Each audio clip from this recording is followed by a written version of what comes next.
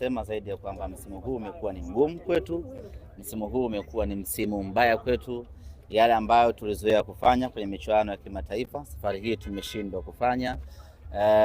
Umekuwa ni msimu ambao ndani yake umekuwa na pressure kubwa, maumivu mengi, lakini ndio mpira wa miguu. Tumefanikiwa kufuzu kwenda hatua ya robo finali kwa misimu 7 mfululizo. Msimu huu umeshindikana, ni mambo ya kawaida kwenye mpira wa miguu. Kuna wakati lazima uanguke ili ujipange upya na urejee kuwa bora zaidi. Kwa hiyo msimu huu tukubali kwamba hatukuwa sawa sawa. Ukiangalia tangu mwanzo kwenye safari yetu ya kufuzu kwenda hatua ya makundi, ilikuwa inaonyesha tu kwamba hatuko sawa sawa. Mechi na Gaborone, unajua namna ambavyo tulipata tabu kushinda. Mechi na Eswatini ilivyokuwa ngumu hasa hapa nyumbani, lakini mwisho wa siku tukaingia hatua ya makundi, na hatua ya makundi imekuwa mbaya zaidi. Inaweza ikawa inauma sana kwa mashabiki wa Simba kwa sababu hatujawahi kupata matokeo ya aina hii kwa kipindi chote ambacho tumeanza kushiriki michuano ya kimataifa. Tumepata alama moja katika michezo mingi. Kitu kizuri kimefanyika, lakini kupata matokeo mazuri ndio imekuwa changamoto.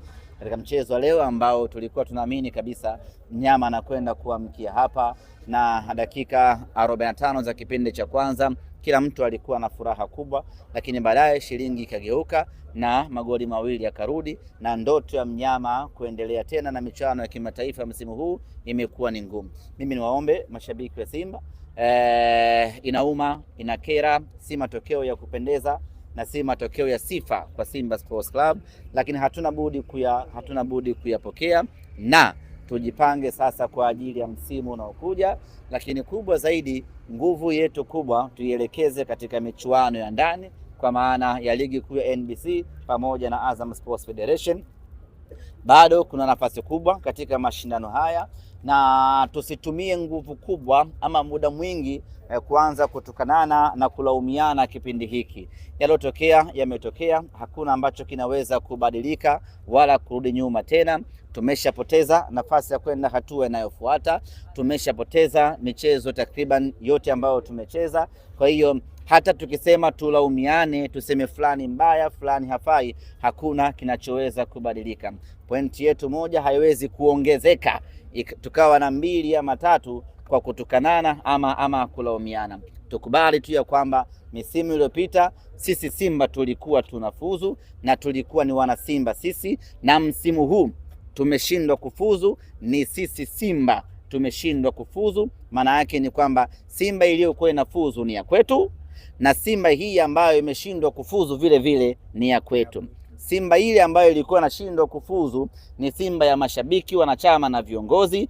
Simba hii ambayo imeshindwa kufuzu isibaki kuwa ni Simba ya viongozi peke yake. Simba hii iliyoshindwa kufuzu safari hii ni Simba yetu wote, viongozi, mashabiki pamoja na wanachama. Tunakwenda kujiangalia tumeanguka wapi msimu huu, tunajipanga kuelekea msimu unakuja, na wana Simba wanakumbuka hizi nyakati huwa ni za kawaida na zinapita. Kuna msimu tulicheza robo finali ya CAF, msimu uliokuja tulishindwa hata kufuzu kwenda hatua ya makundi, tukatolewa na UD Songo, lakini tukarejea, tukajipanga, na baada hapo ikabaki kuwa historia. Kwa hiyo msimu huu tumeshindwa kwenda robo finali, tutulie wana Simba, tujipange msimu ujao twende tukapigania nafasi yetu. Kwanza tuhakikishe tunapigania nafasi ya kushiriki michuano ya kimataifa mwakani, hilo ni jambo la kwanza. Lakini la pili, bado tuna nafasi kubwa kwenye ligi ya ndani, kwa maana mashindano ambayo yamebakia mkononi mwetu hivi sasa. Kwako binafsi unadhani nini kimekosekana hii leo, kwa sababu kwa pia umekwisha sema kwamba mwangaza umeanza kuonekana? Sababu naweza nisijue, lakini niseme tu kwamba haikuwa riziki. Kipindi cha kwanza tulikuwa bora, tukafanya kila kinachowezekana, tukapata matokeo mazuri. Ghafla shilingi ikageuka. Kuna wakati unaweza kushindwa kuelezea kwa nini imekuwa vile, lakini niseme tu kwamba msimu huu in general umekuwa ni msimu mgumu na umekuwa ni msimu mbaya kweli kweli kwetu wana Simba. Hii inaleta taswira gani ukiangalia mwaka jana mlifika finali shirikisho na mlikuwa mkiishia robo finali, kwa ukubwa mlikuwa nao mnaishia hatua ya makundi mwaka huu. Ni taswira gani inaleta? Ni kwenda kujipanga. Si taswira nzuri kwa klabu kubwa aina ya Simba, hata kama tusingecheza finali msimu uliopita, lakini kwa ukubwa ambao tumejiwekea na standard ambayo tunayo, ni timu ambayo tunapaswa kufanya vizuri kila msimu. Na bahati nzuri ni kwamba tayari watu wetu wameshazoea hayo maisha. Kinachowatesa mashabiki wa Simba hii leo sio kushindwa kufuzu ama kitu gani, kinachowatesa ni mazoea. Tumeshazoea mechi kama hii, Mwarabu anakaa atake asitake na mnyama anakwenda robo finali. Hayo maisha msimu huu hayapo. Tumeshindwa kumfunga kila ambaye amekuja mbele yetu, hasa tunapokuwa katika uwanja Benjamin Mkapa. Sasa hayo tunakubaliana nayo ya kwamba msimu huu mambo yamekuwa mabaya. Tunakwenda kujipanga kwa ajili ya msimu unaokuja. Hapo haikunyongonyeshi. Haininyongonyeshi kwa sababu ninafahamu huu ndio mpira wa miguu. Wakati tunafuzu nilikuwa ndani ya Simba, tukafuzu ama tumefuzu miaka 4 mfululizo nikiwa Simba Sports Club. Hii leo tumeshindwa kufuzu, haiwezi kuninyongonyesha kwa sababu mwisho siku mpaji ni Mungu. Ametupa robo finali 4, safari hii hajatupa robo finali 4. Hatuwezi kuanza kusononeka na kusikitika kwa sababu wakati sisi tunafuzu kuna watu walikuwa hawafuzu. Wakati sisi tunacheka kuna watu walikuwa wanalia. Kwa hiyo ni wakati wetu kulia na wengine wanacheka. Tunajipanga mwakani tukacheke tukiwa na Simba Sports Club. Wewe uko Simba kwa miaka 4 sasa hivi na Simba ilikuwa ikifuzu kwenda tu robo finali. Yaani faili yake ni robo finali kiasi kwamba tutatoa matokeo mwaka robo. Ilikuwa ni ukiingia makundi tu Simba kulikuwa robo finali kitu cha kawaida. Sasa hivi kuna watu mashabiki wengi wanalalamika labda kuna kitu kiko ndani sawa au vipi? Kuna nini ambacho kinaendelea Simba Sports hapa, pengine tuanje sijui hawa tunapelekea timu kutokana na vizuri? Kwanza lazima ieleweke, timu ikifanya vibaya haimaanishi kuna shida ya uongozi. Hiyo lazima mentality mashabiki waiondoe kwamba kuna wakati unazidiwa tu.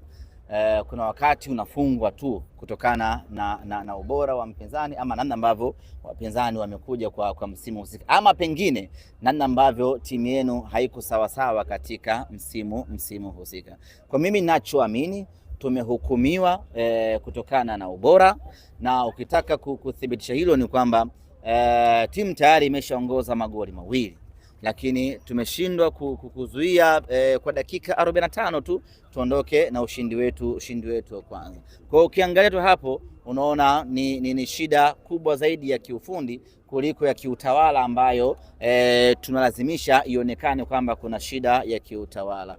Yote kwa yote ni kwamba mimi ninachoamini ni kwamba tumepoteza nafasi yetu msimu huu ya kwenda hatua inayofuata kwa sababu ya kuzidiwa na wapinzani wetu, kwa sababu za mpira wa miguu. Haya ni mapito ambayo kila timu inayapitia ili kujipanga kuelekea msimu unaokuja. Ahmed, mara baada ya kuongoza goli 2-0, ulikuwa na imani Simba itapata ushindi leo? Yaani nilikuwa na imani kwa sababu kama umeshafanikiwa kuongoza goli 2 na zimebaki dakika 45 tu ambazo una option nyingi ya kufanya, aidha kama ni kuzuia ama kuendelea kumpelekea moto mpinzani wako. Kwa hiyo nilikuwa naamini tayari nilikuwa nimeshaanza kufurahi, na kila mwana Simba alikuwa ameshaanza kufurahi akiamini ya kwamba Simba anakwenda kufufua matumaini yake na kuondoka na alama 3 za kwanza hii leo Benjamin Mkapa. Lakini yaliyotokea yanabaki kuwa historia ya kuumiza.